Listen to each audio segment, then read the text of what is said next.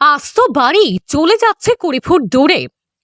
নতুন ডাক বাংলায় 4 লক্ষ টাকা খরচ করে বিহারের এক সংস্থাকে দিয়ে নিচের বাড়ি কুড়ি ফুট দূরে শিফট করছেন এক ব্যক্তি, আর যা দেখতে ভিড় উৎসাহী মানুষের।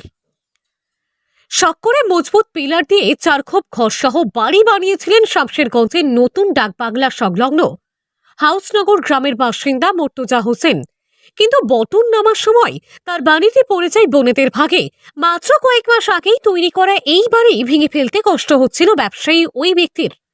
তাই কোনো রকম ভাঙাচোরার পথে না গিয়ে বিভিন্ন উদ্যোগে ইঞ্জিনিয়ারিং পদ্ধতিতে বর্তমান জায়গা থেকে 20 ফুট দূরে সরিয়ে অন্যত্র বাড়ি নিয়ে যাচ্ছেন তিনি।